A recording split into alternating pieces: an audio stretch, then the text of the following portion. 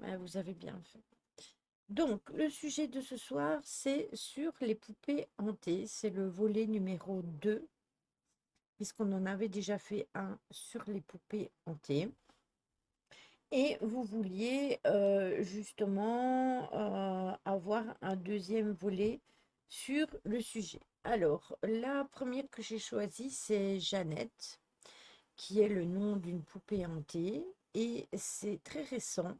Ça date de 2016. C'est Mimi York de Northampton qui a acheté une poupée de 119 ans à une famille texane. La poupée, qui avait appartenu à une femme récemment décédée, effrayait tellement les propriétaires qu'ils étaient prêts à tout pour s'en débarrasser, même la donner gratuitement et à payer les frais pour l'envoyer au Royaume-Uni.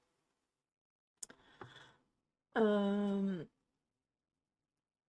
Mickey était ravi, mais il a rapidement déchanté d'avoir acheté cette poupée.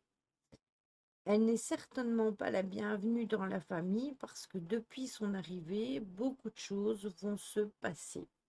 Elle a été filmée en train de cligner des yeux devant la caméra, même si elle n'a pas vraiment d'yeux. Des amis qui se trouvaient près d'elle ont dû s'en aller parce qu'ils commençaient à ressentir des douleurs thoraciques intenses et à devenir malades. Même la personne qui l'a acheté, donc même Mickey, elle dit quand je travaille avec elle, je me sens mal, elle n'est pas aimée et en fait les gens détestent cette poupée. Elle va raconter, je savais qu'il devait y avoir quelque chose de sérieux à son sujet parce que la famille ne voulait pas d'argent et elle a même payé pour me l'envoyer. Il voulait vraiment s'en débarrasser. Elle n'avait pas de nom quand elle a eu la poupée pour la première fois et elle a découvert qu'elle s'appelait Jeannette lors d'une séance avec une spirit box. Je lui ai demandé son nom et l'esprit qui est attaché à cette poupée a dit qu'elle s'appelait Jeannette. Ah oui, je déteste ces singes, la caro. Pour contenter sa famille et ses amis qui refusaient d'aller chez lui depuis leur malheureuse expérience, Mickey va être obligé d'enfermer la poupée dans son hangar. Il va raconter qu'il possède Jeannette depuis 2016, mais qu'elle est généralement enfermée parce qu'elle inspire un mauvais sentiment aux gens quand ils sont près d'elle. Il va décider de la sortir juste pour voir ce qui se passait et il l'a posée sur l'étagère de son bureau. Et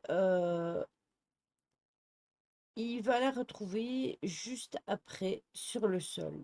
Pourtant, elle ne pouvait pas tomber, c'était impossible. Donc, il essaye de communiquer avec elle encore avec une spirit box pour savoir pourquoi elle saute constamment de l'étagère et la poupée lui dira des grossièretés, mais il ne se laissera pas décourager.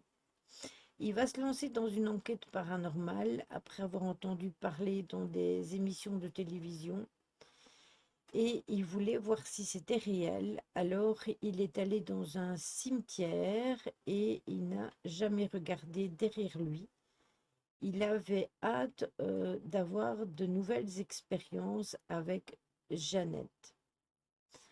Sauf que ce qui s'est passé, c'est que lors de son escapade, euh, il ne l'a pas retrouvée. Il ne l'a pas retrouvée, elle a disparu complètement et il n'a jamais pu la récupérer et continuer les expériences. Donc lui, il l'avait juste pris pour faire des expériences et la poupée a disparu. Il l'a déposée donc dans le cimetière et il ne l'a jamais retrouvée.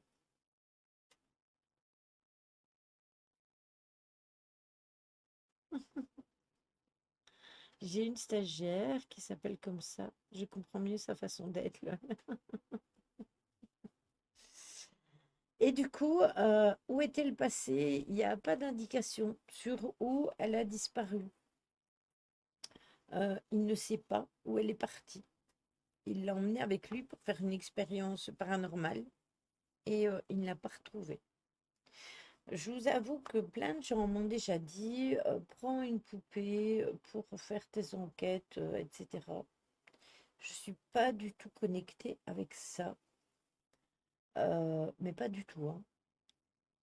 Prendre le cactus ou le petit machin, le petit, où est-ce qu'il est? Il doit être là, attendez.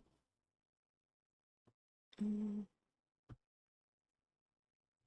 Attendez, j'essaye de l'attraper. Oh, hop. Ou prendre mon hamster avec moi. D'ailleurs, je sais même pas s'il marche encore. Coucou. Ah, si, il marche toujours. Ça me dérange pas. Par contre, prendre une poupée, je sais qu'il y en a qui le font, mais non. Notamment même trouver du bois de peuplier blanc, si ça purifie, j'aime. Essaye, essaye, tu la jettes dedans, tu fais un feu. Et tu diras, mais non, monsieur l'agent, je n'ai pas voulu la tuer, j'ai juste voulu la purifier.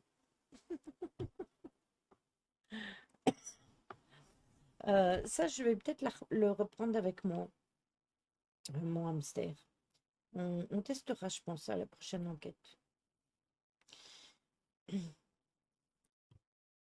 Moi non plus. Un pote à mon fils vivait chez sa tante, temps de ses études. Oui, un hamster. Alors, il y a la poupée hantée qui a été gagnée, qui était à gagner.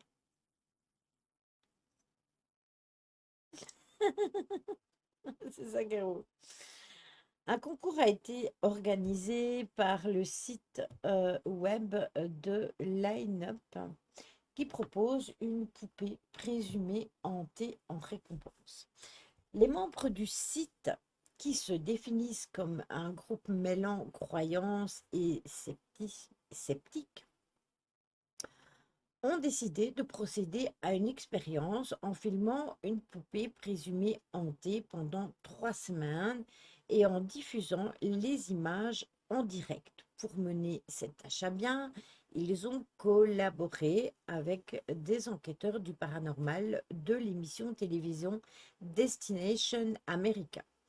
Je ne sais pas si c'est un lien avec ce que tu parles, mais je sais qu'une mère qui avait perdu sa fille a fait un truc et l'âme de sa fille s'est retrouvée dedans. Oui, ça j'ai déjà entendu, mais il y a pas mal d'histoires là-dessus, hein. Comme quoi ils peuvent aller dans des objets. Après, c'est pas tellement étonnant vu que ça peut arriver aussi avec des miroirs et avec aussi certains objets. On appelle ça la mémoire des objets. Il y a aussi ça avec les murs, la mémoire des murs. Le temps de ses études, elle avait plein de poupées en vitrine. Mon fils a dormi une fois, pas deux. Il me disait que ça lui faisait peur. Ça me donne pas. Il y avait une poupée de porcelaine chez mes parents. C'est une poupée de porcelaine qui m'avait été offerte il y a des années, j'étais enfant. Et lorsque j'ai été à la maison pour trier certaines choses à l'époque, j'ai, je ne voulais pas reprendre cette poupée chez moi et je l'ai donnée. euh, non, attendez, ma maman me l'avait donnée pour moi la reprendre ici et pour moi c'était dérangeant. Et en fait, Lily Dessoli, elle adorait les poupées. D'ailleurs, elle voulait une Annabelle. D'ailleurs, elle l'a eue. Et du coup, on lui a donné. Je lui ai donné la poupée parce que je n'en voulais plus, tout simplement. Et elle, elle avait fait un système avec un pod et tout à l'intérieur, mais non. Alors, selon leur dire, la poupée serait hantée par l'esprit d'une petite fille de 13 ans qui s'appelait Anne et qui avait été traitée pour la tuberculose au sanatorium de Waverly Hills à Louisville, dans le Kentucky, au début des années 1900.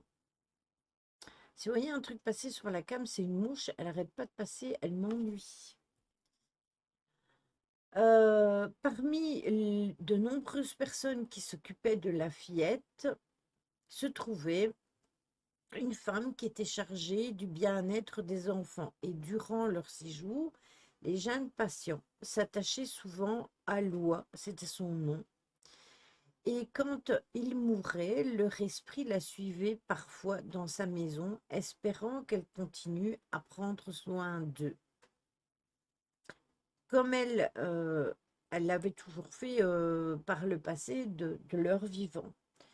Et un jour, l'un des amis de Loi lui aurait conseillé de se procurer des spectacles pour les âmes perdues et elle aurait commencé à collectionner les poupées pour justement que les âmes puissent aller dedans.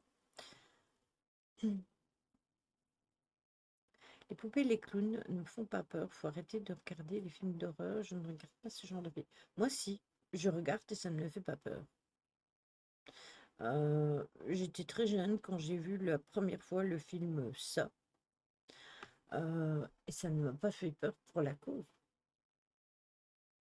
Ce sont des peurs de certaines personnes. Après, certaines personnes, ils ont peut-être vécu un truc par rapport à un clown dans un cirque ou n'importe quoi.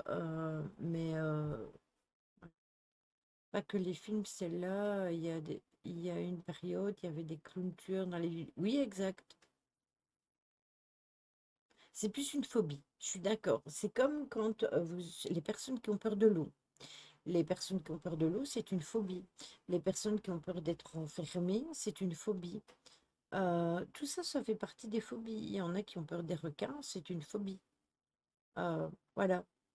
C'est juste la peur d'eux. C'est pas parce qu'ils vont croiser un requin que ils n'auront peut-être jamais croisé de requin de leur vie, mais ils ont la phobie du requin. Quand ils vont à la mer ou quoi que ce soit, ils ont peur de croiser un requin. D'ailleurs, petite anecdote, j'ai vu que dans les eaux méditerranéennes du côté d'Antibes, je ne sais pas si c'est normal, il fait envahi de méduses. Je te remets mon message, Lily. J'avais acheté une fois une bague tête de mort d'occasion car j'aime un peu les objets gothiques et je m'en suis débarrassée car à chaque fois que je la portais, il se passait toujours quelque chose de négatif à mes proches. Alors, c'est que tout simplement, la bague était peut-être liée à des, entre guillemets, des énergies négatives. Alors ça, j'en ai déjà parlé, c'est comme tous les bijoux. C'est comme tous les bijoux. Pour moi, personnellement, on ne porte pas les bijoux de personnes défuntes ou de personnes que l'on ne connaît pas. Euh, D'ailleurs, ça, j'achète pas ce style de bijoux, je les achète nouveaux et bien souvent, même si je les achète nouveaux, ils sont nettoyés avant d'être portés. Parce que justement, ils peuvent être chargés en énergie qui n'est pas la vôtre.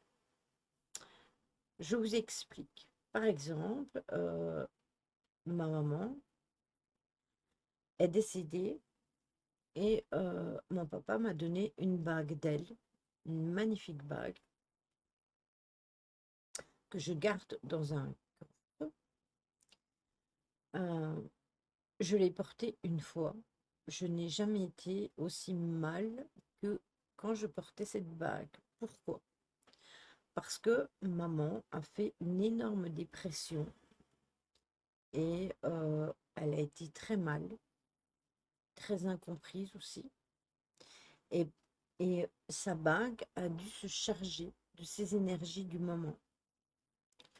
Et moi aussi, je fais exactement pareil que toi, Caro. Et du coup, ben, elle est dans son écrin. J'ai aussi des colliers, des boucles d'oreilles, des bijoux de ma maman. Je ne les porte pas. Ils sont là, je les garde en souvenir, ça lui appartenait, mais je ne les porte pas. Pour ces raisons-là. C'est ça. Et c'est exactement pareil pour les pierres. Par exemple, mon mari, il voulait un bracelet des sept chakras. Tony lui en a fait un. Il l'a porté très peu et il est là. Mais je ne le porte pas parce qu'il est chargé avec ses énergies, pas avec les miennes. Et du coup, même nettoyer, moi je trouve que les pierres c'est personnel. Et du coup, bah, s'il ne le porte plus, il restera là et il restera en décoration. Mais moi je ne le porterai pas. C'est aussi simple que ça. Alors, un jour, donc après qu'elle ait fait ça, donc elle avait créé donc toutes ces poupées et ah ben super alors, Caro. Euh, à sa mort, donc Loi a laissé de nombreuses notes sur toutes ses petites protégées, y compris sur Anne. Elle raconte comment l'esprit de la fillette qui avait peur de l'obscurité de son vivant l'appelait parfois d'une voix tremblante au milieu de la nuit, et comment un soir elle l'entendait pleurer. Elle avait vu les larmes couler le long de la joue de la poupée. Anne aurait été achetée pour 80 € à un groupe de recherche sur le paranormal de l'Ohio. Et dès son arrivée dans les locaux de Line-Up à New York, un certain nombre de phénomènes inexplicables auraient pu être observés, principalement des pleurs d'enfants.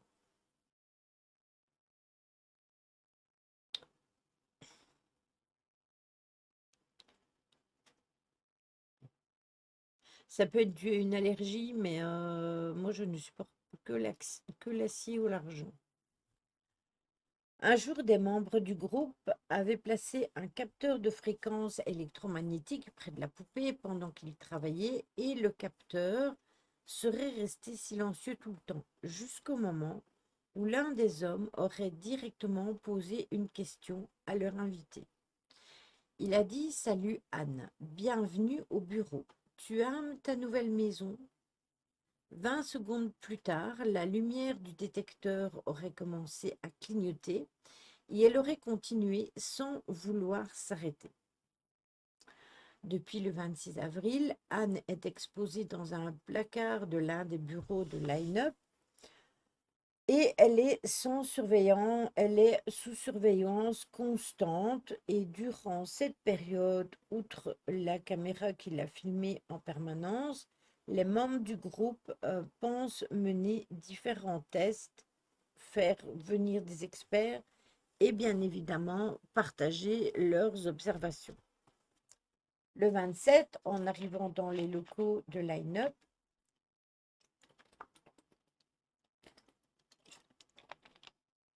un membre de l'équipe aurait remarqué que l'alimentation avait été coupée la veille au soir à 20h27. Il serait alors rentré dans la pièce où se trouve exposée Anne et il aurait vu que le cordon d'alimentation magnétique qui était attaché à l'ordinateur portable avait été débranché physiquement. Pourtant, personne ne se trouvait dans les bureaux au moment de la coupure. Depuis que les images de la poupée sont diffusées en direct, nombreux spectateurs ont écrit au site rapportant avoir vu des flashs, des lumières, des éclairs. Certains l'auraient vu se déplacer vers la caméra pendant une fraction de seconde, cligner des yeux, pencher la tête vers la gauche, bouger un bras, etc. Parfois, la caméra s'approcherait inévitablement de son visage pour en faire des gros plans. Donc, c'est comme si elle prenait la caméra et qu'elle faisait des gros plans. Un concours a été organisé par les résidents des 50 États américains qui doivent écrire à contest@timeup.com et expliquer pourquoi Anne aimerait vivre avec eux pour espérer gagner cette poupée hantée. À la fin des 3 semaines, c'est-à-dire le 10 mai, la caméra s'éteindra définitivement et l'auteur le plus créatif a été récompensé et a gagné cette poupée. Il ne laissera jamais d'indication concernant ce qu'il a vécu avec cette poupée par la suite. Donc les seules observations qui ont été faites avec cette poupée, c'est dans les locaux.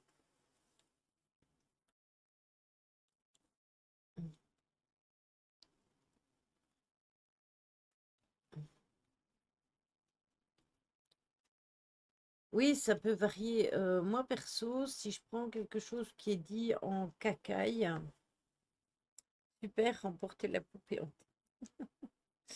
Ce qui est appelé de la cacaille, moi j'ai mes doigts, par exemple, qui deviennent tout bleu-vert. Si c'est une chaîne, tout pareil, hein, la chaîne perd de ses couleurs. Il fait bizarre de voir.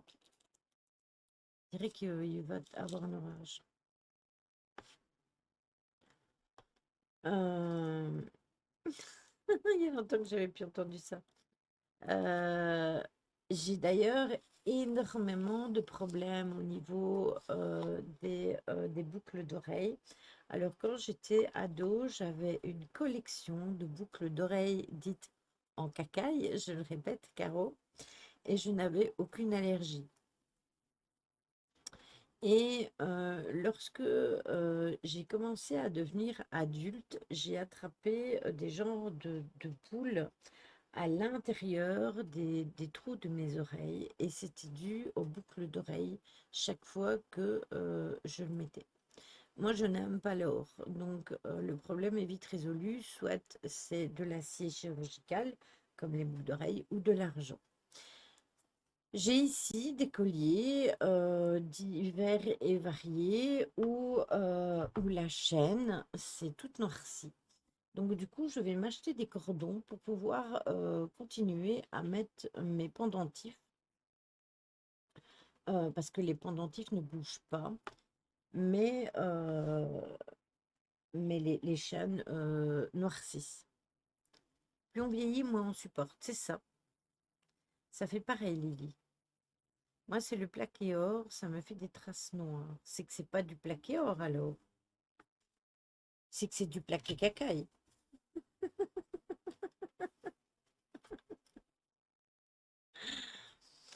Mm. Et pourtant, on dit que ça vaut de l'or. Oui, mais toutes les personnes n'aime pas l'or ou moi je n'aime pas ce qui est doré. À la limite, l'or un petit peu rosé comme ceci. Attendez, comme mon briquet ici. Regardez, c'est pas de l'or, hein. Mais ici, je pense que vous le voyez pas comme ça, mais c'est un peu doré rosé comme ça. Ça va. Mais le doré, je n'aime pas. Non, hein, le plaqué or réagit aussi à la transpiration. Ah, je sais pas. Après, moi, j'en porte jamais, donc moi, c'est toujours de l'argent. Bah, regardez, hein. Rien que là, argent, argent, argent. Voilà. Et celle-ci aussi.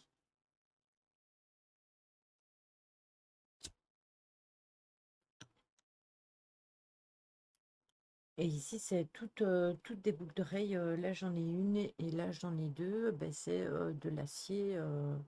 C'est de l'acier chirurgical. D'ailleurs, je dois aller voir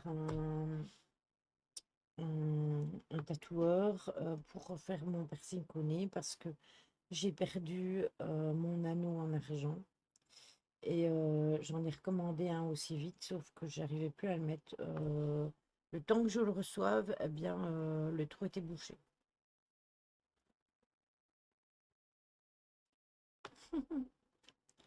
Ah ben, si tu peux porter de la cacaille, tu as de la chance. La poupée suivante.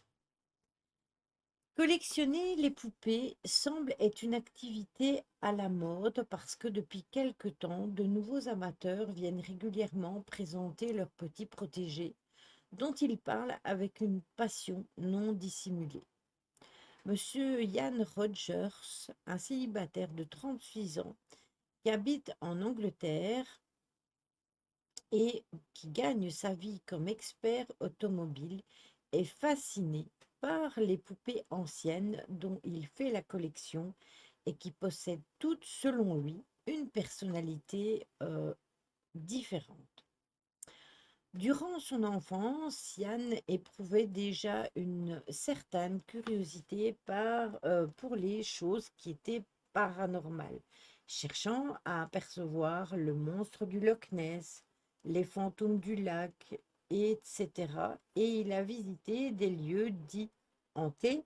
Il a participé à des chasses qui sont dites aux fantômes, même si je n'aime pas trop ce mot. Et depuis, son intérêt n'a cessé de se développer et au cours de ces dernières années, il a dépensé plusieurs centaines de livres pour sa collection de poupées hantées qu'il cherche toujours à agrandir. Afin de s'assurer de l'authenticité de ses pensionnaires qu'il achète plus ou moins 50 livres, Yann se les procure auprès de Genaris, qui a fait du paranormal de sa profession. Jane affirme garder les poupées environ 6 mois avant de les revendre afin de se faire une idée sur les personnalités et Yann sait qu'il peut lui faire confiance. Bonsoir David, comment vas-tu?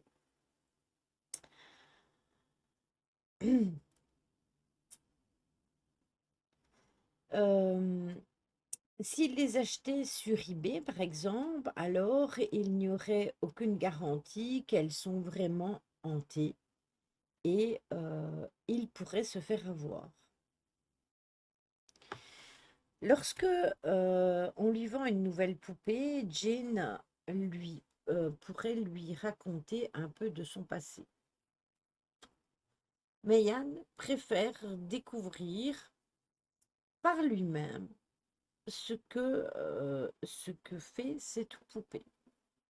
Comme tous les collectionneurs, il aime chacune de ses protégées, mais l'une d'entre elles a néanmoins sa préférence. Il l'a surnommée Annabelle. C'est une poupée hantée par l'esprit d'une petite fille de 7 ans qui se serait malencontreusement noyée alors qu'elle jouait avec son frère. La fillette portait généralement une robe à fleurs et elle était une enfant heureuse. Bonsoir Mephisto, comment vas-tu? Si Annabelle reste la favorite de Yann, Yann n'en oublie pas ses autres poupées qu'il possède toutes une particularité bien, bien précise et il les présente de la sorte. Ça va bien, merci David. Je pensais qu'elle avait été renversée par une voiture. Ça, Annabelle? La véritable Annabelle, elle est dans le, oui,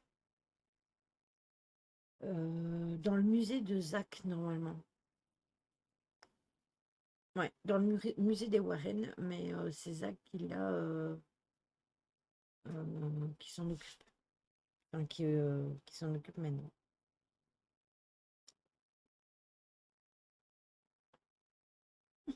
La mère en eau, David. Jocelyne était une petite fille française de 5 ans quand elle a été enlevée sur un marché alors qu'elle faisait les courses en compagnie de sa mère. Parfois, une odeur de café émane de cette poupée. Harriet était une jeune fille de 17 ans. Elle s'est suicidée. Elle semble toujours en colère, mais elle n'est pas méchante. Hubert est un vieil homme qui ne dit pas grand-chose, mais il est joueur. Sarah est une surveillante d'école d'âge moyen. Elle est morte dans un incendie en essayant de sauver des enfants. Sarah,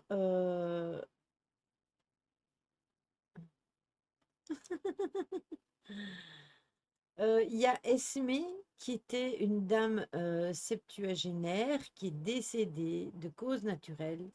Son mari est mort de la tuberculose et elle aime particulièrement se trouver dans la cuisine. Max est un pilote de la RAF qui est mort durant la Seconde Guerre mondiale. Il avait une petite fille de 5 ans qui lui manque énormément. Simon vivait comme un reclus. Il a sacrifié sa vie pour s'occuper de sa mère malade et quand elle est décédée, il s'est suicidé. La marionnette reste des plus mystérieuses. Elle semble aimer le jazz et la Belgique. Ce sont toutes les poupées qu'il possède. Yann présente parfois ses poupées lors de manifestations qu'il organise, au cours desquelles les personnes intéressées par le paranormal peuvent se livrer à différentes activités. Ah ben c'est joyeux. Comme il explique, je prends les poupées avec moi lors d'événements que j'anime et je propose aux gens de deviner leur histoire. Si quelqu'un donne 3 éléments que nous savons juste, alors il gagne un peu d'argent. Picole la poupée, je ne sais pas.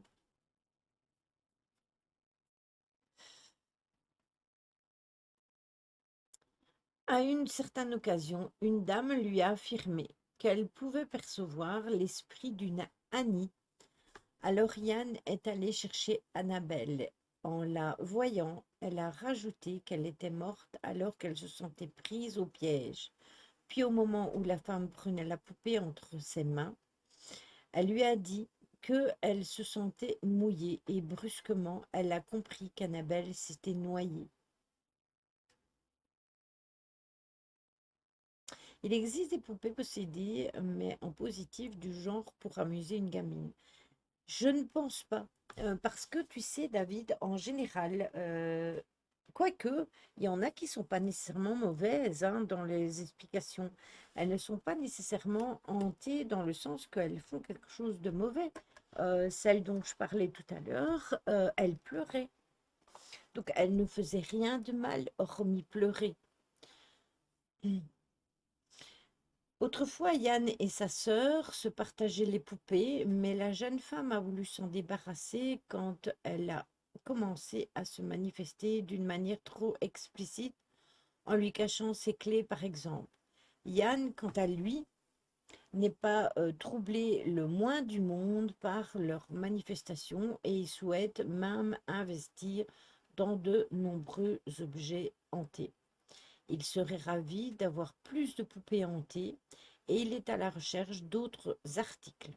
Il serait enchanté de même posséder un miroir hanté. Alors que, nous le savons, euh, un miroir n'est pas typiquement hanté. Tout dépend de tout ce qu'il a pu absorber au fil du temps.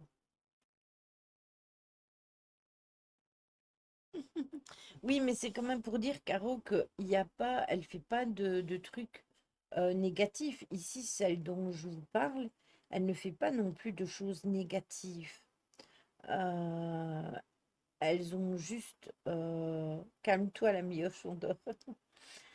Elles ont juste, elles bougent, elles clignent des yeux, elles clignent de la tête, etc. Elles ont leurs particularités, mais ça dépend aussi de plein de choses. Le miroir, je crois, la matière, je crois. Alors oui, ça dépend de plein de choses, exactement. D'abord, il y a les miroirs divinatoires qui étaient en obsidienne par le passé, et ceux-là étaient chargés de plein de choses. Comme je l'ai déjà expliqué ici sur ce live, j'ai en possession ici chez moi un miroir et c'est un miroir qui est très très vieux et qui vient de ma famille. Il est d'ailleurs là, il est derrière moi, il est retourné. Quand il est resté pendant des années emballé parce qu'il est très fragile. Moi, je veux bien vous le montrer, hein, il est ici. Attendez, je vais le chercher.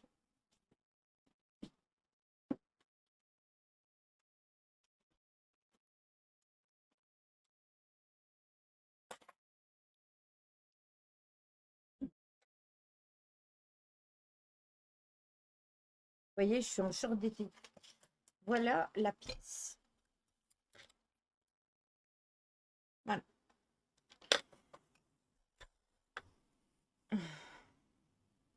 Ce miroir, quand je l'ai eu, quand mon père me l'a donné, parce que ça venait de mes arrière-grands-parents maternels, il est resté chez ma grand-mère maternelle et chez ma maman. Je ne connais pas avant mes grands-parents, avant mes arrière-grands-parents, je ne sais pas de où il vient. Et, euh, et en fait, ce qui s'est passé, c'est que quand mon papa me l'a donné, il est extrêmement fragile. Regardez, c'est tout ça. D'ailleurs, ici, il y a une fleur qui a cassé. C'est extrêmement fragile. Donc, ce que j'avais fait, voilà, voilà, voyez, ce que j'avais fait, je l'avais complètement enveloppé dans un gros essuie-éponge et je l'avais rangé dans ma garde-robe. Et puis, il était mis avec les draps dans le bureau, vous savez, mon ancien bureau. Derrière moi, il y avait des étagères et puis j'avais un côté où je rangeais mes draps. Et donc, il était là. Et quand on a tout déménagé, on a démonté donc cette fameuse ce truc qui me servait plus de garde-robe, mais qui servait pour mettre mes décos, sauf le côté une porte qui servait pour mettre les draps, les couvertures, etc. On a tout démonté et donc du coup j'ai repris ce miroir et je l'ai déposé ici, au sol. Et plein de fois, les animaux, donc que ce soit Chachou, Jim ou Arati, puisque ce sont ceux qui viennent régulièrement dans mon bureau, étaient dérangés par ce miroir. Donc j'ai décidé de le retourner du côté du mur parce qu'il faisait peur. Je ne sais pas ce que mes chats voyaient. Mais potentiellement un miroir peut stocker énormément de choses. Ça peut être des égrégores de négativité. Ce miroir, un portail exactement, il était dans la chambre de maman et encore une fois, il a pu aussi capter des égrégores de tout ce qu'elle vivait ces derniers temps. Et, euh, et c'est resté peut-être juste à l'intérieur, je n'en sais rien. Euh, mais c'est vrai que la pièce ici est une pièce assez zen parce qu'il y a énormément de protections qui sont faites dans cette pièce. Mais, mais après, je sais que euh, si potentiellement il dérange les chats, eh bien, je préfère le retourner. Si je l'ai fait, tout comme la pièce ici. Mais malgré tout, à chaque fois, ils sont dérangés. Donc, je n'ose plus du tout, du tout, du tout le mettre face miroir du côté des animaux. Parce que, franchement, Chachou, il en a vraiment une peur bleue, il le grogne même. Donc, il doit voir des choses que peut-être nous, on ne voit pas ou on ne capte pas. Mais le fait est que ce miroir, potentiellement, les dérange. Donc, et depuis qu'il est retourné, eh bien, il n'y a plus de problème. Il rentre dans le bureau et il ne le grogne plus. Donc, il ne renvoie rien aux animaux puisqu'il est contre le mur. C'est ça, Marianne. Après une purification. Après, le bureau ici, il est souvent purifié. Il y a, j'ai moi-même mis des barrières de protection au niveau de certaines pierres, de certains Petit truc que j'ai fait pour protéger la pièce, parce que ici, vous le savez, cette maison, c'est comme un couloir du temps. Ça passe et puis ça repasse. Donc voilà. Perso, en m'offrant 1 million, je mets pas les pieds dedans. Après, si c'est juste pour vérifier, juste pour visiter, pourquoi pas? Pourquoi pas? Après, j'ai le goût du risque, hein. Il y a des visiteurs chez toi, le couloir du temps? Oui, il y a beaucoup de visiteurs chez moi.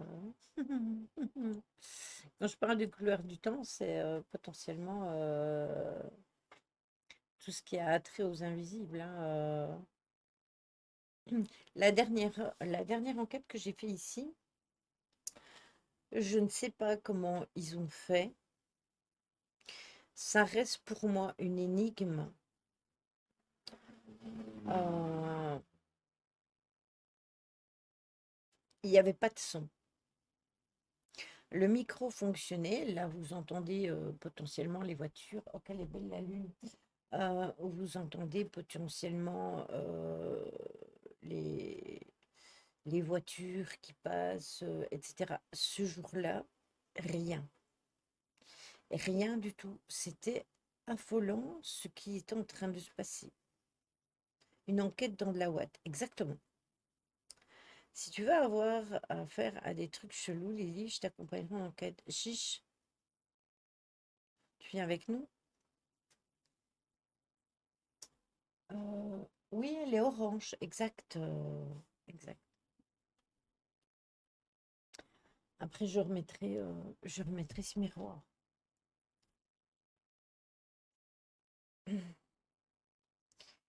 Alors, la poupée suivante s'appelle Okiku. C'est une poupée japonaise. En 1918, Ekishi Suzuki, un jeune garçon de 17 ans, se rend à Sapporo sur une île au Japon pour visiter une exposition maritime. Il traversait le Tanuki Kaikojin, une célèbre rue commerçante, quand il va se figer de surprise. Une grande poupée était exposée dans la vitrine d'un magasin qui ressemblait étrangement à sa petite sœur, Okiku. Avec son kimono, son visage rond, ses joues roses, ses grands yeux sombres et ses cheveux noirs coupés aux épaules, elle était ravissante.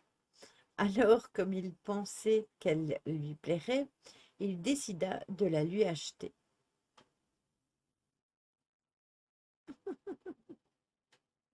Ah, et je suis pas forte en japonais, hein. Une fois de retour chez lui, euh, Eikishi lui offrit le jouet, et il ne fut pas déçu de sa réaction.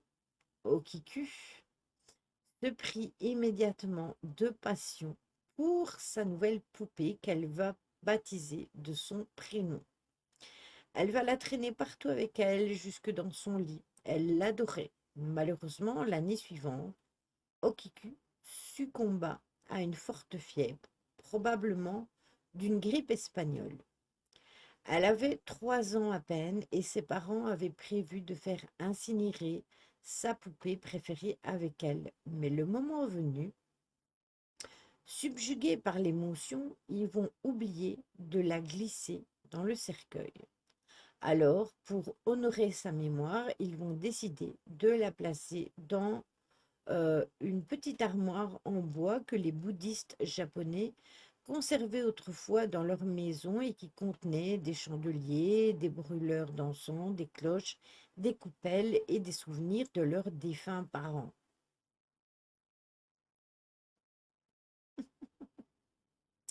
David parlait de poupées d'enfants il y a très peu de temps. Quelques mois plus tard, monsieur et madame Suzuki remarquèrent que les cheveux de la poupée semblaient s'être allongés. Elle avait toujours eu les cheveux aux épaules, coupés au carré, Mais maintenant, ils lui arrivaient à la taille et leur longueur était inégalable. Au cours des mois suivants, les cheveux continuèrent à pousser et finirent par atteindre ses genoux. Yamamoto. Ils vont en conclure alors que l'esprit de leur malheureux enfant s'est réfugié dans la poupée qu'elle avait tant aimée, et ils furent grandement troublés et quelque peu réconfortés. En 1938, ils vont déménager et comme ils ne voulaient pas emprunter la poupée, emporter la poupée avec eux, mais qu'ils la croyaient toujours possédée par l'esprit de leur fille, ils vont la confier à un temple en expliquant que ses cheveux poussaient tout seuls, mais qu'ils finissaient toujours par repousser, même quand ils étaient coupés. Les moines ne vont pas croire un traître mot de leur histoire, mais ils vont accepter néanmoins de veiller sur la poupée et ils vont s'apercevoir rapidement de leur erreur. Les moines du temple vont s'occuper de cette poupée et ils racontent qu'à l'origine, ses cheveux étaient courts, mais qu'avec le temps, ils ont poussé de 20 centimètres, atteignant le bas de ses genoux. Ils les ont alors coupés, mais ils se sont remis à pousser. Chaque année, une cérémonie est célébrée en mémoire de Okiku. Et à cette occasion, les cheveux de la poupée sont coupés au carré et ornés de fleurs, mais ils ne cessèrent de repousser. Personne n'est jamais parvenu à résoudre ce mystère. Un chercheur japonais a récemment analysé les cheveux et il en a conclu qu'ils appartenaient à une fille de 10 ans. Malheureusement, cette révélation reste une anecdote. La plupart des poupées étaient autrefois fabriquées avec de vrais cheveux, mais ils restaient, à la connaissance de chacun, à la même longueur, ce qui laisse planer un doute sur le fait que l'âme de la petite fille serait dans cette poupée. Comme je vous l'ai expliqué, tout ce qui se passe avec les poupées ne sont pas nécessairement des faits négatifs. Ce fait-là n'est pas négatif vu qu'il a apporté du réconfort pendant de longues années aux parents et que la seule chose qu'elle faisait, c'était que ses cheveux poussaient. Ah non, je me rappelle d'une Barbie, il y avait un système pour allonger les cheveux. Oui, moi aussi j'en ai eu une comme ça. Exactement. Ce qui est bizarre, c'est que ses cheveux n'ont jamais bougé du temps où la petite fille, elle a eu cette poupée, donc pendant 1 an avant de décéder, et que après les cheveux, ils ont poussé malgré que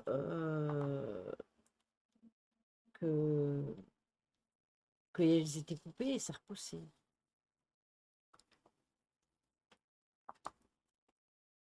Ah merci. Oui, moi j'ai pas pris les photos. J'ai pas pris les photos. J'aurais pu vous faire un montage avec les photos, j'y ai pas songé. Mais oui,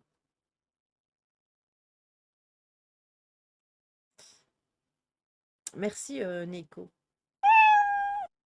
Bienvenue à toi, Jean. Il y a une poupée aussi qui avale tout ce que tu lui donnes. Ça avait des cheveux. Cheveux. Hein, ça a été interdit. Hein, ah oui, oui, oui, je vois ce que tu veux dire. J'ai eu peur. C'est mon chaton. C'est mon annonce chaton.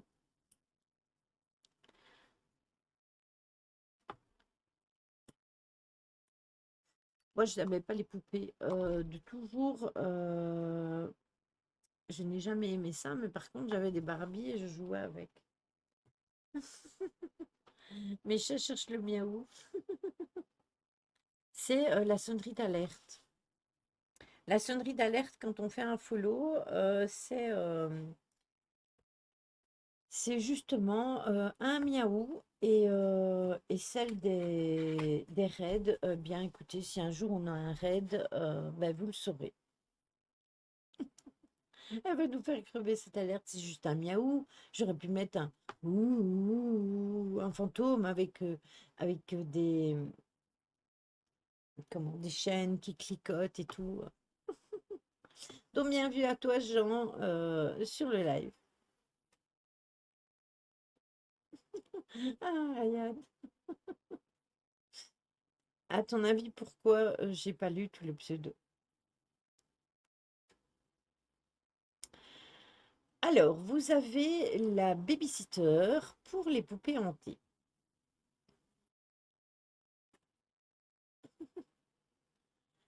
Qui clignote? Un mélange de cliquetis et tricoté. Qu'est-ce qu'elle me dit?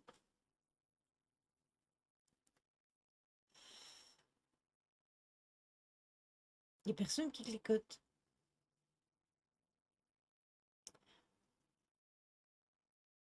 Hum.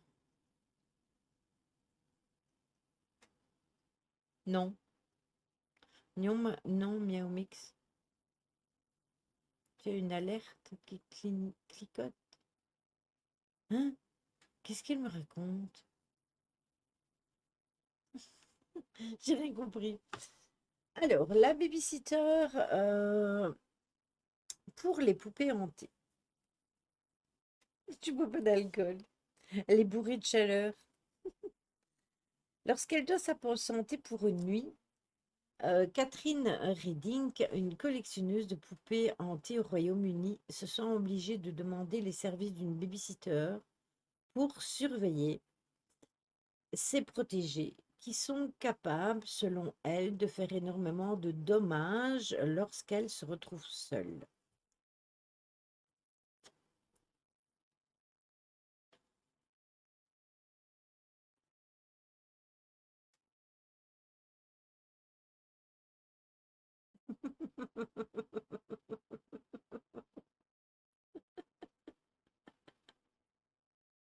Arrêtez sur le Moritos. C'est juste le cerveau qui fond. Catherine a 33 ans et elle a dépensé des milliers de livres pour acheter des poupées qu'elle pense hantées par l'esprit des défunts. Elle commence à s'y intéresser en 2008. Coucou Bastien, ça va et toi? Bisous, ma choupie, repose-toi bien. Elle commence à s'y intéresser donc en 2008 et après avoir détecté la présence d'un esprit dans la maison qu'elle habitait en Estonie, ce qui a suscité en elle un certain intérêt pour le paranormal. Ça va bien, merci. En novembre de la même année, Catherine a déménagé à Glasgow et elle a commencé à faire des recherches sur les phénomènes surnaturels, ce qui l'a amenée à découvrir les poupées hantées. Intriguée, elle a remarqué que certaines de ces poupées hantées se vendaient dans des boutiques en ligne ou sur des forums, ce qui est relativement pratique. Vous voulez acheter une poupée, l'obtenir par la poste et l'esprit vient avec elle. Selon la jeune femme, ces poupées ne sont pas vraiment possédées, mais elles sont le réceptacle d'esprits qui les habitent et les délaissent parfois et réintègrent à leur convenance la poupée. Comment fait-il à Avignon? Intriguée, elle a remarqué euh, que sa fascination pour sa découverte a grandi et elle a commandé sa première poupée en 2010 aux États-Unis. Mais en ouvrant le colis, elle a senti qu'un esprit était venu avec elle.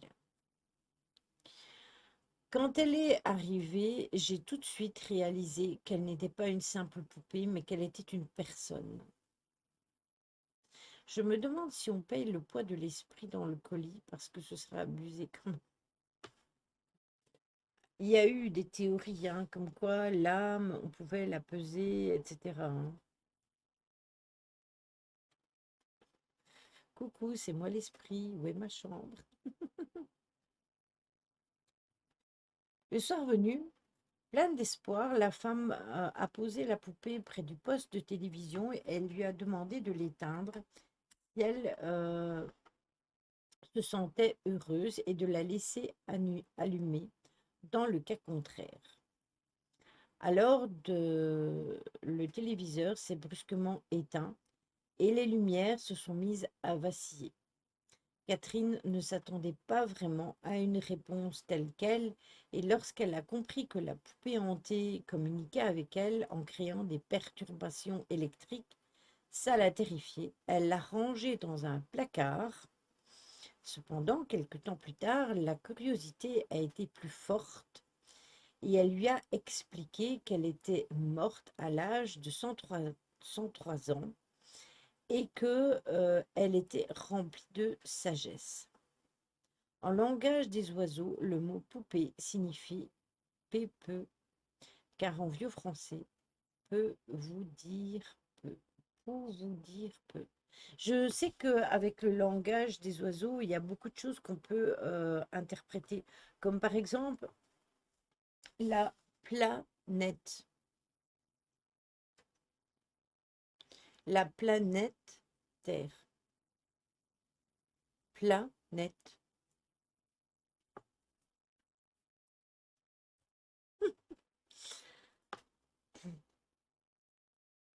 Voilà. Elle fut encouragée par cet échange inespéré. Catherine alors a décidé qu'elle voulait d'autres poupées hantées et qu'elle a acheté. Elle en a acheté une douzaine. Si Mystical, la première, ne lui avait coûté que 10 livres, les suivantes ont été bien plus chères. Le prix dépend de la qualité de l'histoire. Vous ne pouvez pas fixer un prix, car elles sont beaucoup plus que des poupées. Elles sont des liens vers l'autre monde.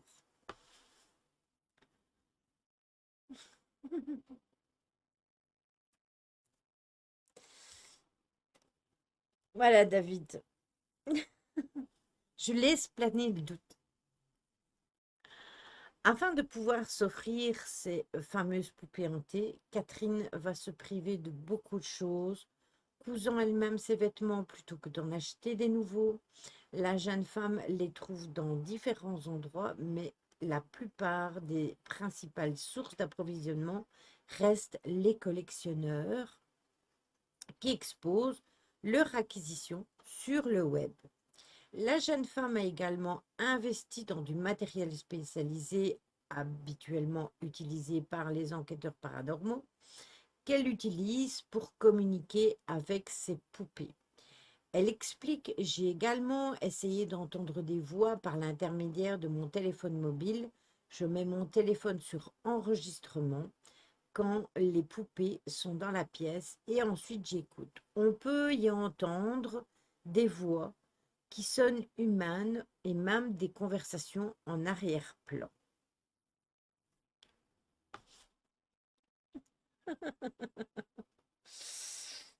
La jeune femme pense que chacune de ses poupées est habitée par l'âme d'un défunt et pour les appeler, elle utilise leur nom de baptême.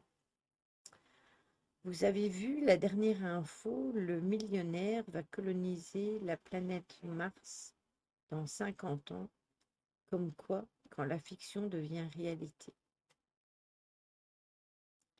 Je ne vais pas rebondir sur ça. Dans 50 ans, je ne serai plus là, déjà. Euh, du moins, j'espère. Parce que vu comment va le monde, je serai mieux de l'autre côté. Euh,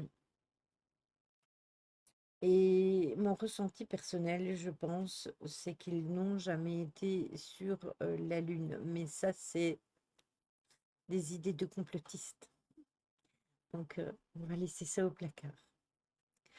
En juin 2011, Catherine a fait son acquisition d'une seconde poupée de porcelaine où l'esprit de Michael, un bébé décédé de la mort subite du nourrisson, s'est réfugié depuis son trépas dans les années 1980. À son arrivée, la jeune femme a vite compris que le comportement de certaines poupées pouvait laisser à désirer. Elle va expliquer que Michael est très actif, il va tordre sa tête, elle va expliquer que sa mère a remarqué cela aussi, et des changements d'expression au niveau du visage. Un jour où Catherine regardait la télé, les chaînes se sont brusquement mises à défiler pour s'arrêter sur des dessins animés. La jeune femme a alors tenté de retrouver son émission, mais à peine était-elle retournée sur la chaîne qu'elle était occupée à regarder, que le programme a de nouveau changé. Finalement, il restait un bébé qui aimait regarder les dessins animés. Michael n'est pas la seule poupée hantée à se montrer indisciplinée. Selon Catherine, Ashley est venue des semaines après Michael. Une nuit, Ashley a révélé, grâce à l'utilisation d'un pendule, qu'il était mort et qu'il y a plus de 3 décennies, dans un accident de voiture. Il cache régulièrement les clés de voiture de Catherine en raison de l'accident parce qu'il ne veut pas qu'il lui arrive quelque chose. Quand elle crie son nom et qu'elle demande pour récupérer ses clés, les clés reviennent. Chacune de ces poupées a son histoire et la jeune femme aime connaître. Par exemple, Isabelle était une jeune fille lorsque le cancer l'a tuée et elle avait perdu ses cheveux suite à son traitement et étrangement, ceux de la poupée sont particulièrement fins. Elle est plutôt effrontée et elle fait équipe avec Michael pour tourner les robinets. Elle dit: je n'ai aucune idée de comment ils font, c'est un vrai mystère.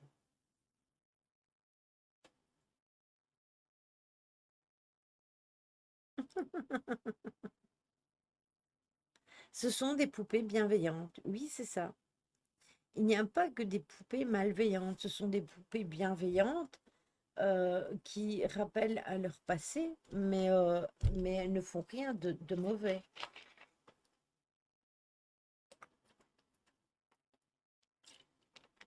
Catherine a ensuite acheté Julia, une poupée qui renferme l'esprit d'une jeune femme de 33 ans morte dans un accident d'avion à l'automne 2011. Elle est devenue propriétaire de Baby Blue, dont l'occupant a perdu la vie à l'âge de 10 mois. Son esprit se faufile dans les lits de mes fils. Ils sentent les couvertures se tirer, mais ils n'ont pas peur, ils ont confiance parce qu'ils savent que c'est juste la poupée. D'ailleurs, même s'ils sont quelque peu effrayés par certaines poupées, ils arrivent à cohabiter tous ensemble. Catherine est ensuite devenue l'heureuse propriétaire de Heather et de Gretchen, habitée par des esprits d'enfants de 7 ans, puis de Iris, morte dans les 20 ans.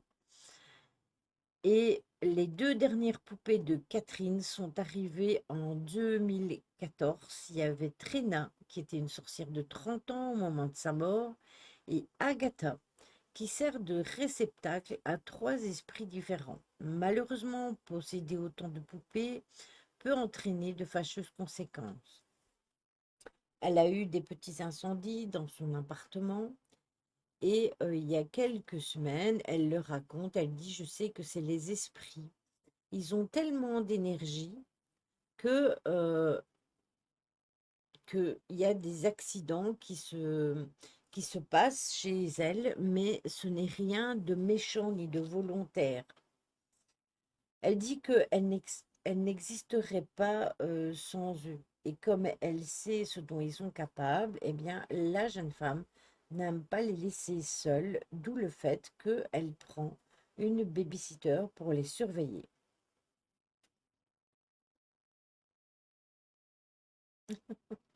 C'est ça. C'est vachement glauque en fait. Depuis qu'elle a commencé sa collection, Catherine a eu différents petits amis que les poupées n'ont jamais dérangés car ils ne croyaient pas qu'elles étaient hantées. La jeune femme aime ses poupées et les esprits qu'elle renferme, et souvent elle les câline tendrement, sans se soucier du regard des autres. Les gens pensent qu'elle est folle, mais elle a entendu parler les poupées et elle dit: je les ai adoptées comme je l'aurais fait avec des enfants. Je ne veux absolument pas m'en débarrasser ou m'en séparer. Oui, c'est aberrant, ça aussi. Je suis d'accord avec toi. Les animaux empaillés, complètement. L'écarissage, voilà. C'est comme les gens qui perdent leur chien. Alors, je ne juge personne, hein, mais personnellement, c'est un truc que je ne ferais pas. Les gens qui perdent leur chien et qui décident d'empailler leur chien ou leur chat. Euh, Comment vous dire que pour moi, je trouve ça glauque. Mais ça, c'est un avis personnel, hein.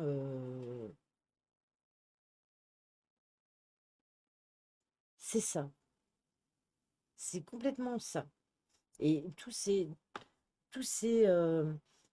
chasseurs qui gardent des têtes de cerfs ou de lions ou de n'importe quoi, je trouve ça, voilà, non, non, non, non, non, je suis pas pour, mais c'est ça, c'est malsain, c'est gore. Mais après, Nico, quand tu regardes, du temps des Égyptiens, ils faisaient quand même des choses pour que les corps ne s'abîment pas. Ils embaumaient les corps, mais les corps allaient dans les cercueils. Ça, c'est autre chose. C'est juste de quoi flatter leur ego pour les chasseurs. Oui, mais malgré tout, je trouve ça malsain. Je trouve ça malsain. Il y en a, ils attrapent des ours, ils les empaillent ou des faisans ou des renards. Non, laissez ces bêtes-là tranquilles. Pourquoi est-ce qu'il faut empailler ces animaux-là? Voilà,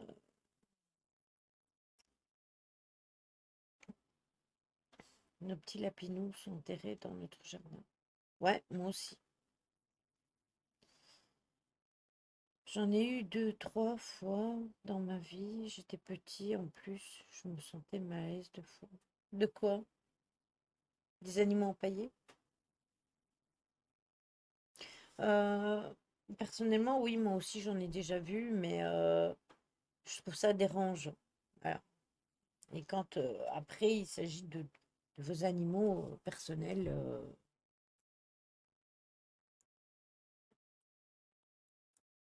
ah mais tu m'étonnes, Caro, non, non, ça m'étonne pas que ça t'a traumatisé, non, franchement, ça doit retourner à la nature, tout simplement. C'est comme si on décidait, ah ben oui, bah, et moi, mon défunt, je veux garder mon mari avec moi, je vais le faire empailler. Oui, il momifiait les chats pour aider le roi à ne pas être seul. Imaginez le chat en pleine vie se faire tuer pour accompagner le roi. Oui, c'est vrai, David. C'est vrai.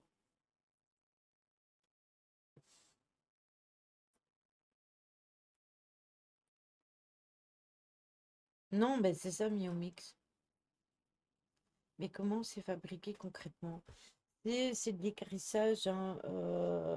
Il y a des gens qui sont spécialistes là-dedans et qui empaillent les animaux. Il y a une série. Attendez. Est-ce que c'est Bates Motel?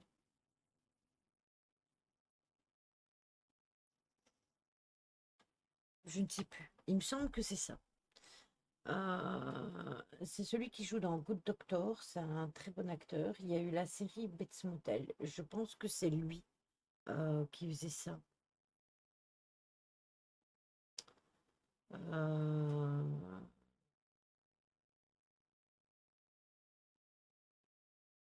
Oui, ça c'est aberrant aussi, hein, David. Si, c'est pour ça que je parle de Bates Motel. Vous avez le film avec Norman Bates et vous avez la série Bates Motel. Et normalement, il empaillait les animaux, tous les animaux qu'il trouvait. Si mes souvenirs sont bons, quand il était enfant, c'est son père qui lui avait appris ça. C'est une très bonne série. C'est une très bonne série pour ceux qui aiment les séries de ce style-là. Voilà. Oui, c'est ça. On vide l'intérieur complet, on garde juste la peau et c'est rempli par n'importe quoi, plus des billes à la porte des yeux. C'est oh.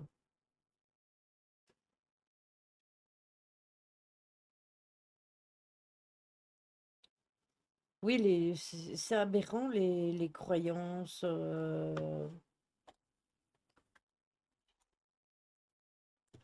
de ce style. C'est aberrant.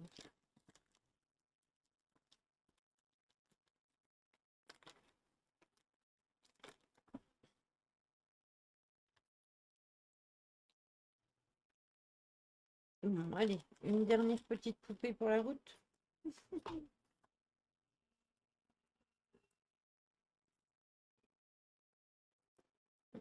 Il existe un jeu qui est le G-Lang. G-Lang. G-Lang Book, qui est un jeu indonésien qui consiste à inviter des esprits à posséder des poupées dans l'espoir de communiquer avec eux. Le principe est le même que celui de la Ouija, mais dans ce jeu-là, les poupées se font les messagers des esprits décédés. Attends, je te montre.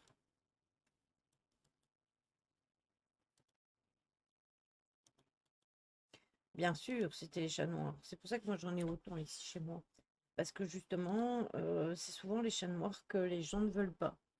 Vous proposez un chat blanc, un chat roux, un chat gris, un chat noir et blanc, un chat tricolore ou quoi que ce soit.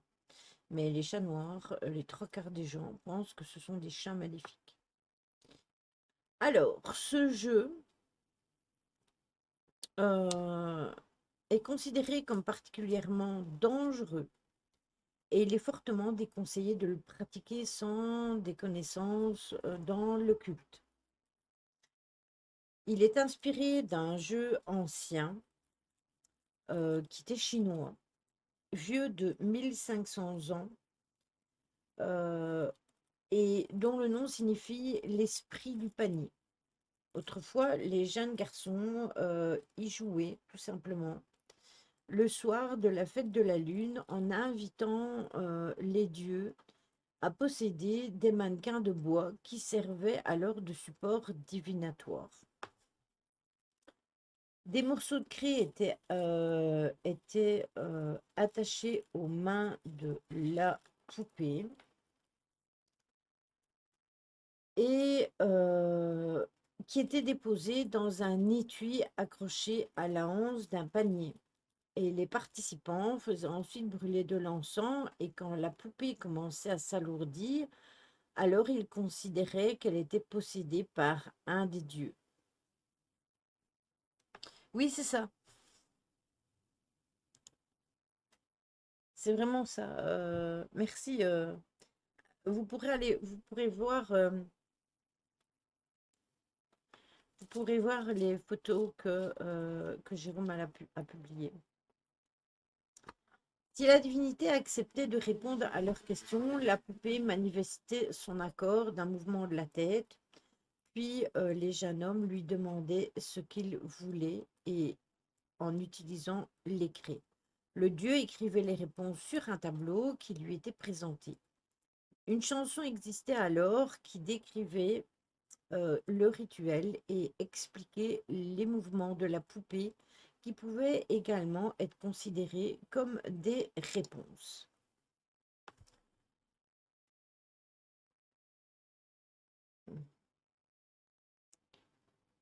Ah, les chats noirs et blancs aussi.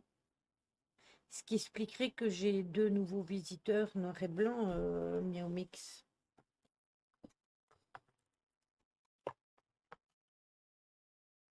C'est bien possible que ce soit à cause de ça. Après, je sais qu'il y a l'autre crétin là en face.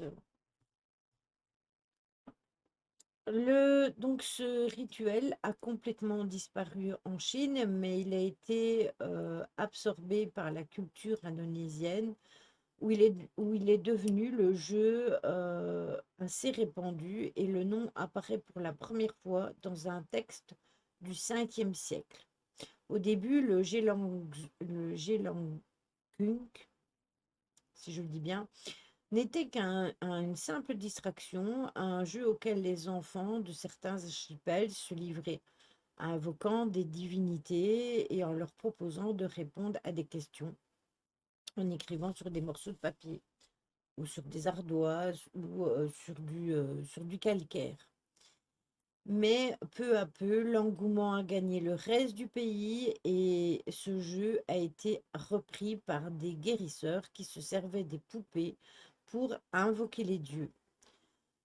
De nos jours, ce jeu comment n'a plus ce jeu-là n'a plus ce nom-là. Il s'est transformé en rituel sulfureux auquel se livrent les adolescents qui espèrent parvenir à invoquer des esprits, n'importe lesquels, sans distinction, dans l'espoir de communiquer avec l'au-delà.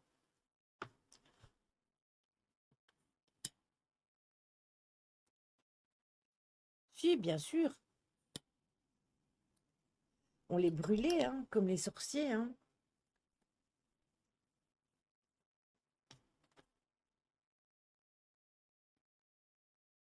Oui, ça, malheureusement, moi, les liens YouTube, je peux plus les mettre sur ma chaîne ici parce que après, quand je remets sur YouTube, eh ben, ça fonctionne pas. Mais vous les verrez dans le Discord.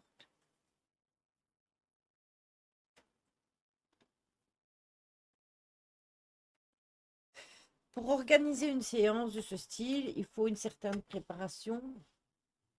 Les participants doivent confectionner eux-mêmes des poupées chargées de puissance surnaturelle qui serviront ensuite de réceptacle aux revenants.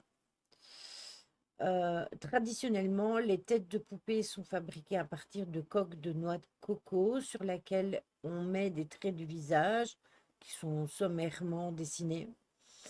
Euh, et ça consiste en deux morceaux de bois croisés, recouverts d'un vêtement personnel, souvent d'une chemise, deux crayons, comme a mis Neiko dans le Discord, dont l'esprit se servira pour communiquer et qui doivent être ensuite attachés aux morceaux de bois qui leur sert de main. Et parfois, un collier avec une clé en pendentif est passé autour du cou. Le pauvre David. Afin de permettre aux esprits de répondre aux questions qui leur seront posées, il convient de préparer des feuilles de papier ou mieux encore une page recouverte de lettres de l'alphabet, suivant un mode un peu comme la planche de Ouija avec le oui et le non écrits dans les angles. Certains préfèrent utiliser un tableau noir et des morceaux de craie qui doivent être accrochés aux mains de la poupée.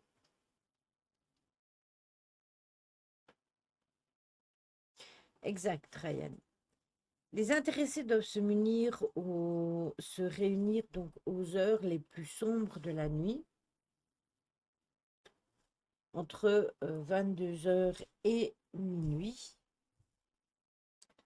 de préférence dans un endroit supposé hanté. Les nuits de la pleine lune, bien évidemment, seront privilégiées. Habituellement, le jeu se joue à trois, un organisateur et deux participants, qui amènent leur poupée, mais le nombre importe peu et le rituel peut s'adapter aux besoins de chacun. En début de certaines cérémonies, certains aiment à faire brûler de l'encens pour attirer les esprits, mais son utilisation reste un accessoire. Lorsque les joueurs sont prêts, euh, alors ils doivent s'asseoir en rond, poser les poupées devant eux, en les tenant eux-mêmes et en plaçant sur le socle prévu à cet effet. Puis répéter à haute voix une incantation qui a pour but d'inviter les éventuels esprits à prendre possession du mannequin de bois. Il existe plusieurs versions qui varient selon les régions, mais ça ne change rien du tout.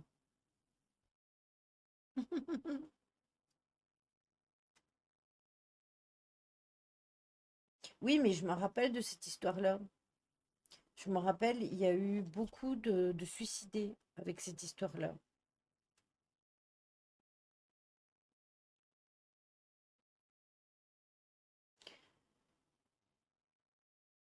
Ben, l'incantation, c'est viens, Gelangskum, viens me chercher, rentrer à la maison serait une délivrance, et puis ils leur disent 2 fois. Cette invitation doit être répétée autant de fois que nécessaire jusqu'à ce que la poupée se mette à bouger de façon explicite ou qu'elle devienne plus lourde. En effet, suivant le jeu, des mouvements inexplicables ou une brusque augmentation de poids de la poupée sont considérés comme étant des signes que l'invocation a réussi. Souvent, les esprits qui se présentent ont vu leur vie se finir dans des circonstances tragiques, accidents, suicides, meurtres, etc. Mais ils ne sont pas toujours bienveillants et parfois ils disent que des démons se manifestent. Attention au mot démon, hein. Euh, c'est un peu comme avec la Ouija où on vous dit ah oui mais si tu fais la Ouija tu vas attirer les démons. Faut arrêter 2 minutes. C'est du folklore. Lorsque la poupée montre des signes de possession, il convient d'inviter à l'esprit à se présenter et ce dernier doit se plier gracieusement à la demande en cédant des crayons, des morceaux de papier tenus devant lui ou en pointant les lettres inscrites sur la feuille. Une fois l'esprit identifié, en espérant qu'il en soit vraiment un, il est judicieux de lui témoigner quelque intérêt en le questionnant sur son passé. C'est ce qu'on fait dans les enquêtes, hein. Certains joueurs utilisent une méthode plus simple, mais néanmoins précise, inscrivant oui ou non sur un tableau, ne posant que des questions pouvant appeler à une réponse oui et non. C'est comme le pendule. Alors, il est dit de ne pas la faire seule. Moi, je l'ai déjà fait seule. Je reste émetteur et récepteur parce qu'il faut toujours un émetteur et un récepteur. Je l'ai déjà fait plein de fois seule et il ne m'est jamais rien arrivé. Mais toutes les personnes qui sont venues avec moi en enquête peuvent en témoigner, ou celles qui m'ont vu le faire. Chaque fois, avant une séance de Ouija, une séance de pendule ou quelque autre séance, je demande une autorisation à mes guides si je peux le faire. C'est déjà arrivé que je veuille faire une séance de Ouija, c'est arrivé au couvent des écoliers, et qu'on me dise non et que je ne pratique pas la séance. Sinon, des séances de Ouija, j'en ai fait accompagnées et non accompagnées. J'en ai même fait avec David qui est présent ici. euh, Quand on avait fait une enquête ensemble. Ah bon, tu leur fais signer une autorisation? Non, je demande à mes guides s'ils sont d'accord pour que je fasse la séance. Si mes guides me disent non, je ne pratique pas la séance, tout simplement. C'est parce que je ne dois pas le faire.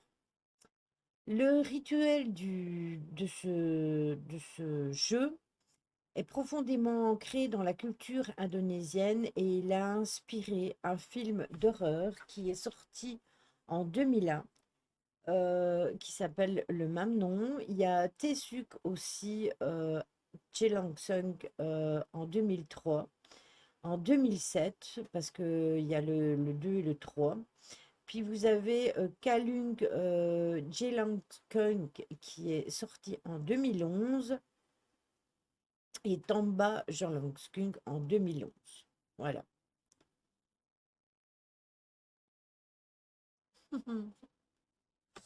Ah oui, moi je réponds toujours au premier degré, hein. Donc voilà. De toute façon, je ferai le montage YouTube demain. Il sera posté dimanche. Et dimanche, normalement, je vous mettrai tout, tout, tout, tout, tout par écrit dans le Discord, dans les articles de blog, avec toutes les explications de ce dont on vient de parler. Mais je trouve que ça ressemble très fort à une séance de Ouija ou à une séance de pendule, le oui et le non, ou à une séance de baguette aussi.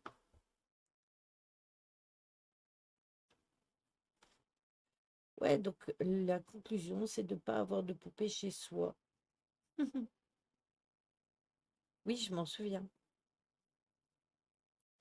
Il me semble qu'on était, quand on a fait cette enquête, il me semble qu'on était à 4 à faire la séance, 4 ou 5, je sais plus. Je sais qu'il y avait toi, qu'il y avait Sébastien qui était mort de trouille. Il me semble qu'il y avait Logan ou Céline et moi.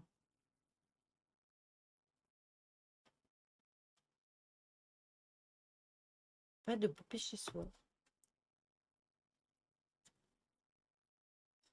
J'ai pas de poupée chez moi.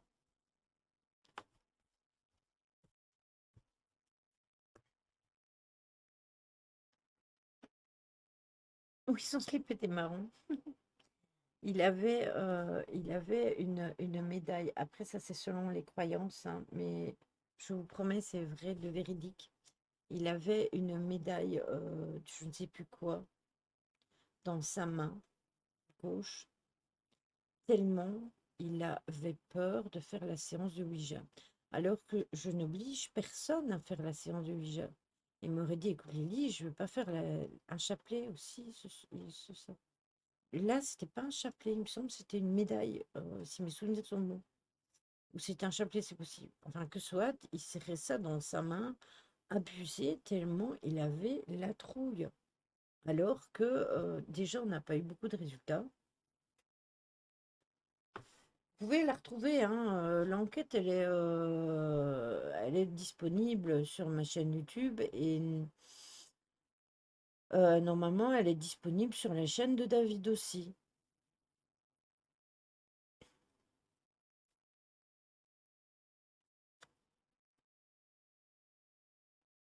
Mais c'est pas une question de croyance. Les gens, ils croient que parce qu'ils ont une médaille euh, qui est purifiée, euh, se croient protégés. Un chapelet de mémoire, mais il serrait tellement fort que je crois qu'il s'est blessé la main. C'est ça, exactement. Exactement. Après, pour moi, cette fois-là, c'était si j'ai fait la Ouija aussi, que je lui ai dit qu'il pouvait la faire avec nous. C'est parce que je voulais lui montrer que c'était pas du chiquet. Hein, parce qu'il y a des gens qui croient vraiment que la Ouija, c'est du chiquet. Et du coup, de partager avec d'autres personnes, ça montre bien que c'est pas chiquet. C'est ça, exactement. Je suis complètement d'accord avec toi, Caro. Tu peux prendre n'importe quoi, c'est toujours une intention.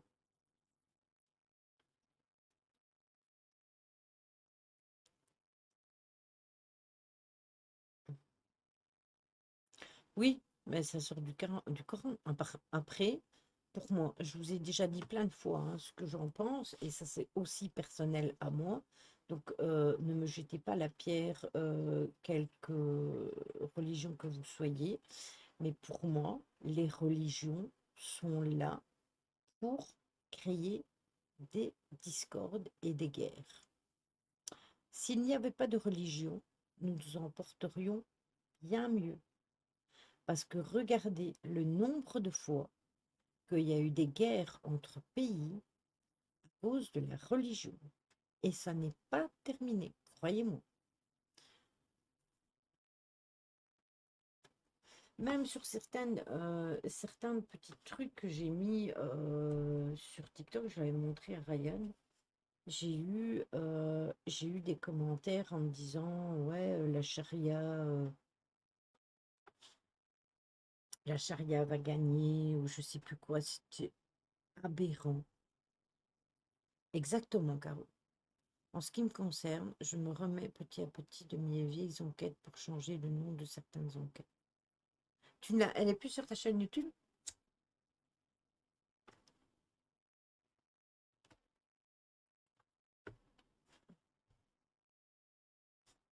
Moi, elle y est toujours, hein. Mais comment vous dire que si je dois chercher après, elle date déjà d'il y a un certain temps. Après, je peux vous la mettre dans le Discord si vous voulez. Capacité.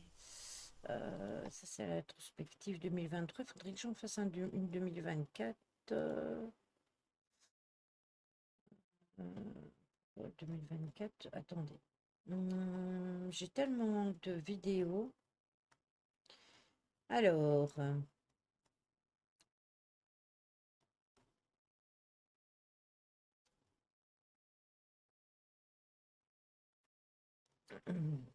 elle date, hein, cette enquête. Walpurgis, c'était l'année passée, il y a un an. Sorcière de Salem. Le couvent des écoliers, c'était avec eux aussi, c'était avec Fabrice et Christophe.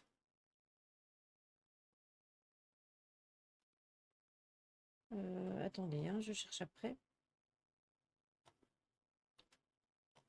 Je cherche après. Maison de l'otage, donc c'est pas ça.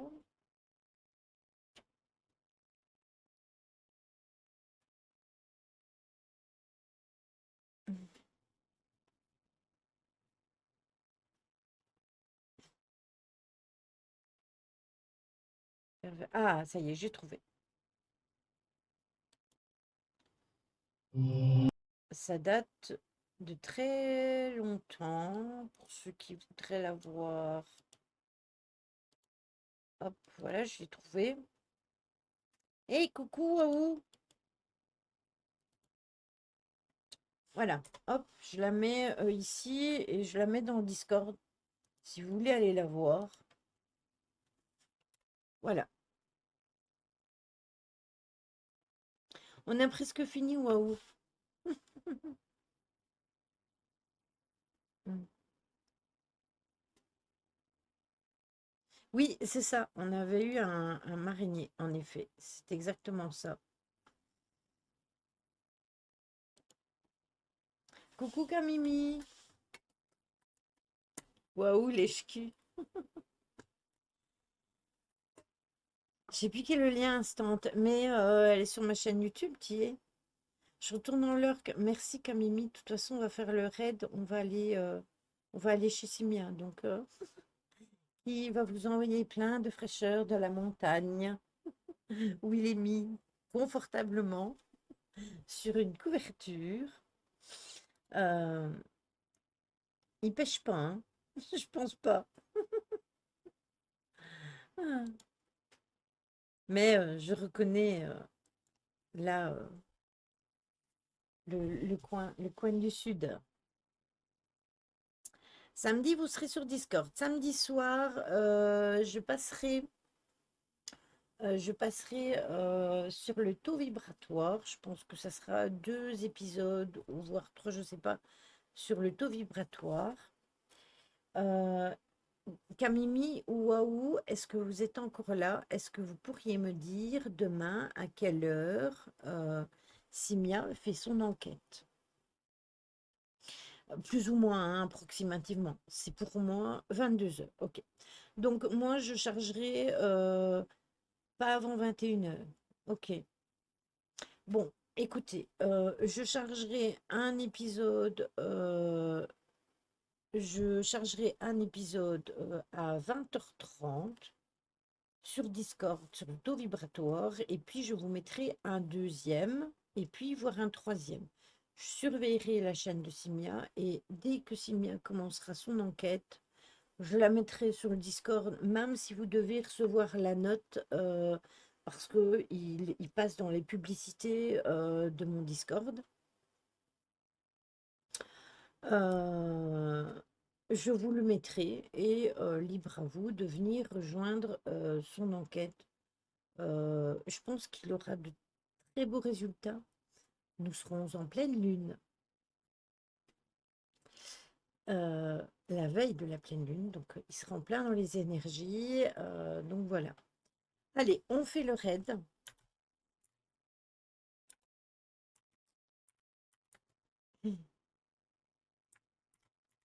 Oui, mais j'ai pas vu, j'avoue. Donc, je vous souhaite une bonne soirée, une bonne nuit. Prenez soin de vous. On se retrouve, bah, pour ceux qui suivront l'enquête demain chez Simia. Demain, dans le Discord à 20h30, je commencerai plus tôt. Et, et sinon, on se retrouve lundi. Je voulais dire quel jour sur vocal pour faire des discours. Ah, ça c'est n'importe quand dans la semaine. Je l'ai fait dimanche et mardi. Ça, je le mets sur le Discord quand je suis au soir. Peut-être dimanche, je ne saurais pas te dire, c'est pas sûr et certain. Si c'est pas dimanche, ce sera mardi, David. Je mets tout le temps un petit mot dans le Discord. Donc tu passes voir vers 20h30, un truc comme ça. Et si tu vois dans Blabla que j'ai mis un mot, c'est que je suis en Discord. Voilà. Je vous fais des bisous. Prenez soin de vous. Je vous mets la fin. Restez pour le raid. On y va. C'est parti.